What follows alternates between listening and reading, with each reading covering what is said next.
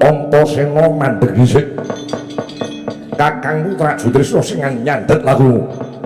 Kakang Stijo napa Kakang? Kowe mentas sowan Dwarawati kembang ijo kusuma kok gawa? Iya. Pancen bener. Aku sowan ana ngarsane Siwa Kresna ngambil kembang Wijaya Kusuma minangka syarat sarana nggone Kakang Gatotkaca bakal disudha kudu sesumping kembang Wijaya Kusuma. Entuk tak jaluk ora entuk tak jaluk. Wo arep rebut kembange. Kuwi kudu melek mripatku kudu ngerti sing duwe pusaka kuwi mau wong tuaku Kanjeng Rama Prabu Sri Bathara Kresna. Nadyan to wong tuamu sing darbe pusaka.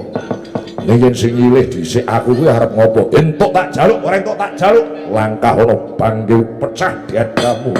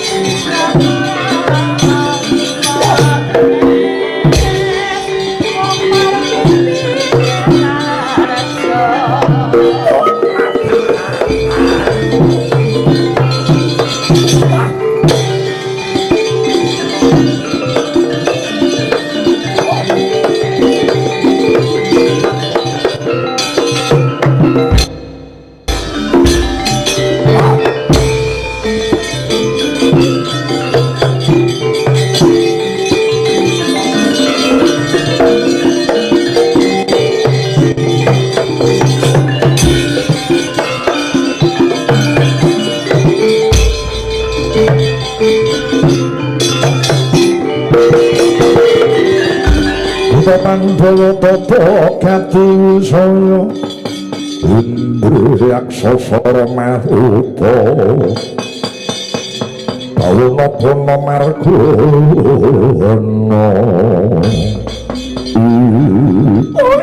Mantek-mantek yo nang Yunus Marta taun iso mung pinang ngaku putra mati tanpa aran Gus. Muri saka Madwara Arjuna kekasihku balik saka arane yaksa. Kalau gender penjalin yang kata elek becek bali kudu bali ora ono gawar gendeng das putu ating jeneng Sampar sandung rambutnya buta gubet ana suku putih gas curiga lebur tanpa dadi Acil dhuwur. urang duran ciacio gunung Semeru nemiling nasib buta wanto andani Acil sapa mantra? ora watak satru meguru marang batanging buta Dalah. Ora kena gina becek. Leno pangenamu sabete kuwida rangsang wanamu bos.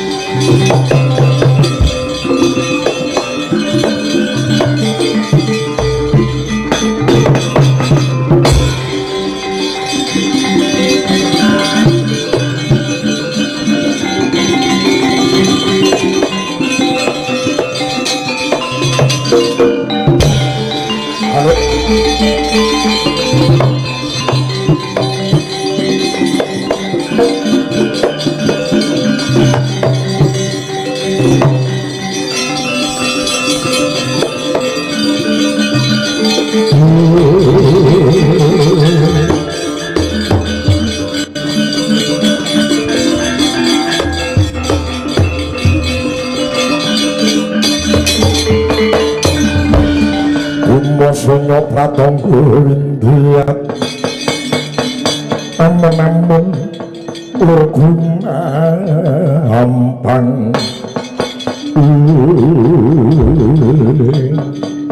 Antasena mandheg dhisik Kakang Putra Jutrisna sing nyandet lagu Kakang Stijo napa Kakang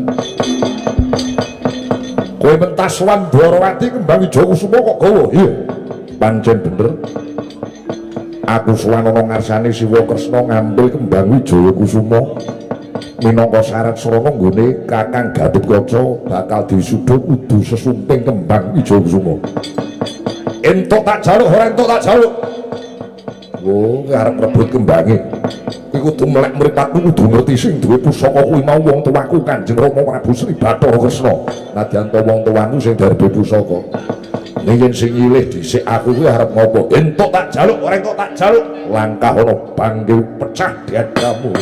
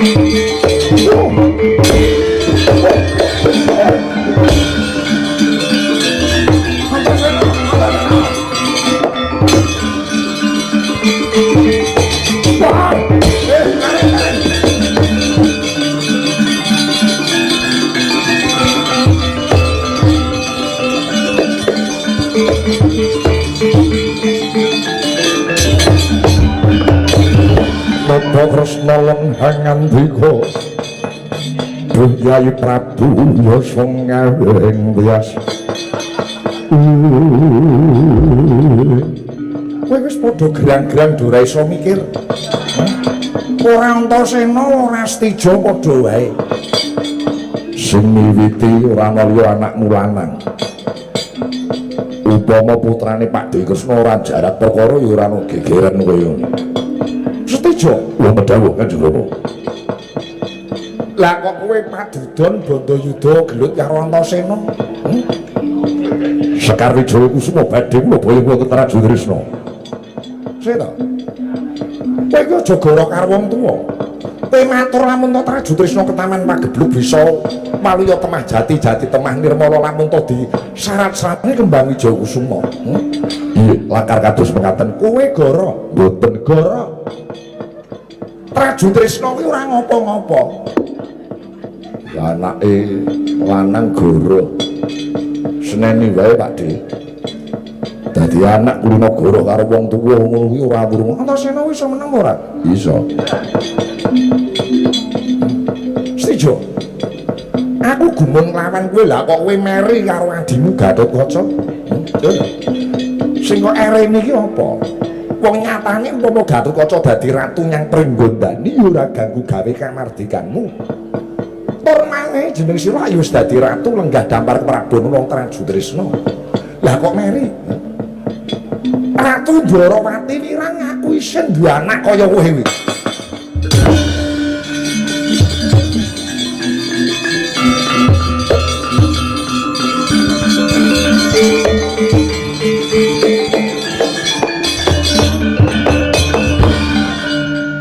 Pangapunten Dewaji. Kula nglenggana ing rek kalepatan kula Kanjeng Dewaji. Kowe ngrumangsani luput. Nggih. Mbok urip ana ngalam donya kuwi padha daya dinayan maksinamadan. Yen perlu malah tak kanthi nyang pringgondani nyekseni adimu Gatotkaca nggone diwisuda dadi ratu. Lah ngono kuwi Kakang. Nyang pringgondani kono sego pecele wis dicepakne. Ngono ya Rantasena. Heeh. Sego pecele wis dicepakke iki. Iki soalnya nek dicepakke mengko malah ora kepangan. Iki nyang pringgondani apa-apa sumawis luwih prayoga katon rukun lamun to Kakang Setijo rawuh nyang pringgondani paring pangestu lawan Kakang Gatotkaca. Tak kanthi nyang pringgondani nyekseni adimu kawisuda. Nggih, kula nderek.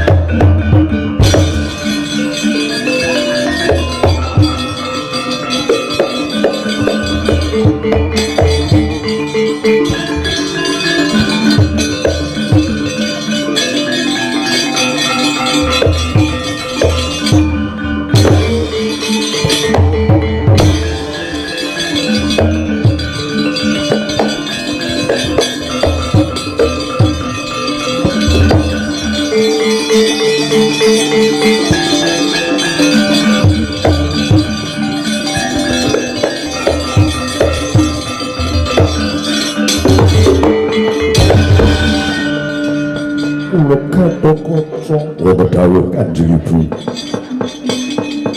Semene Gusti kang akarya jagat nyengkak inggun kawisuda jumeneng nata. Katitik kembang Wijaya Kusuma sematnan ana pringgondani. Sinuwun Dwarawati, Kyai Arimbi kados pundi Kyai?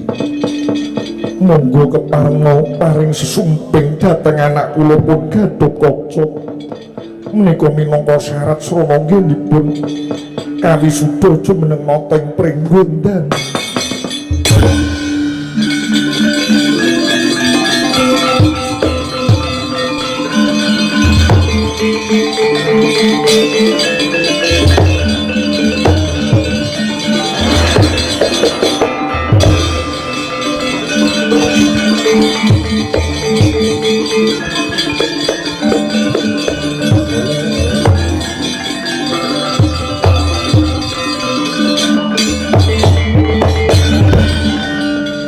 Gatotkaca, Kresna ngaturaken kuring panuwun.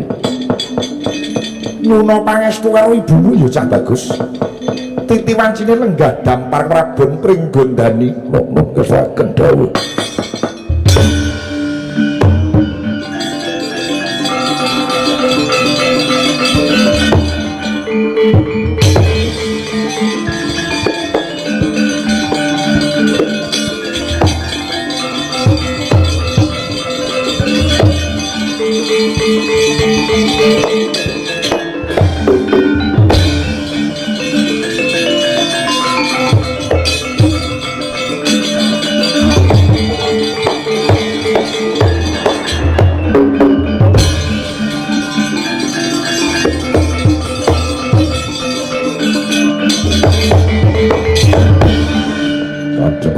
Kanjeng Ibu. Keputra Gatotkaca nyuwun pangestu agen kula jeneng nata wonten Pringgodani. Banyu milih pangestunipun Ibu Yunggir. Wah, Gatot. Muga-muga iso dadi ratu kang bisa nata negara Pringgodani kanthi becik. Muga-muga Pringgodani panggih karahayun. Ulup Gatotkaca. Rening wis lenggah dampar keprabon Pringgodani. Sineksen jagat saisine wit dina iki Ratu Pringgodani jejuluk Prabu Anom Gatotkaca.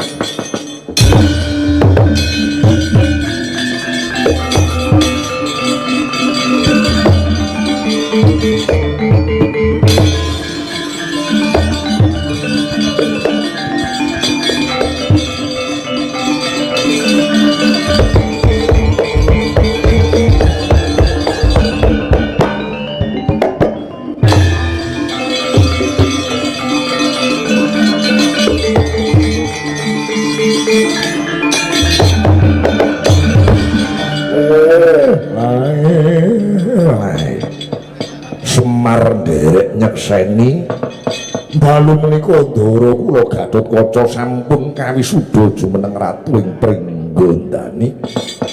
Dalu menika tumurun wahyuning ratu, wahyuning kamulyan.